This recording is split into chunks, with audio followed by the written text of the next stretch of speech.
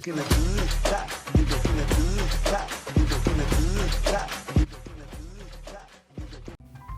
అండి, ఇదైతే మెంతికూర అనమాట. మన ఇంటి దగ్గర అయితే పెంచుకున్నది.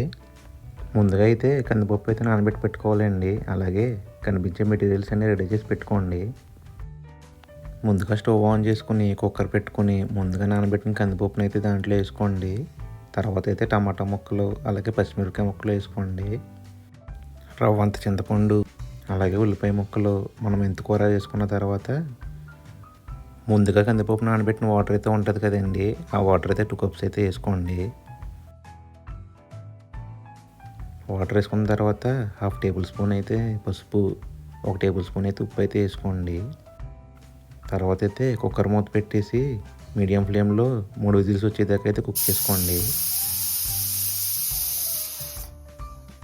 అలా 3 విజిల్స్ వచ్చిన తర్వాత అయితే కుక్కర్ మూత ఓపెన్ చేసుకోండి. ఒకసారి మొత్తం బాగా కలుపుకొని పైన అయితే కొత్తిమీర చల్లుకోండి. కొత్తిమీర అంతా కలిసేలాగా ఒకసారి అయితే తిప్పుకోండి. ఇప్పుడైతే మనం దీనికి తాలింపు అయితే పెట్టుకోవాలి. తాలింపు కోసం వేరే గిన్నె తీసుకొని దాంట్లో అయితే నెయ్యి అయితే వేసుకోండి. నెయ్యి వేసుకుంటే టేస్ట్ బాగుంటుందండి. నెయ్యి వేడెక్కిన తర్వాత కనిపిస్తున్న పోపుల దినుసులన్నీ ఒకటి తర్వాత అయితే ఒకటి వేసి బాగా ఫ్రై చేయండి.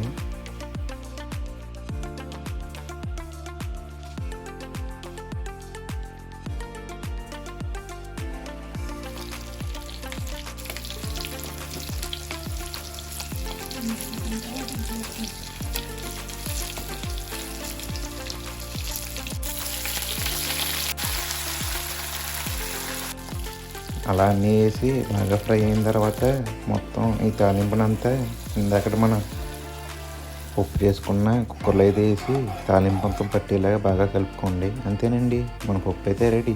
ఇట్లు ఇంకోటి సేమ్.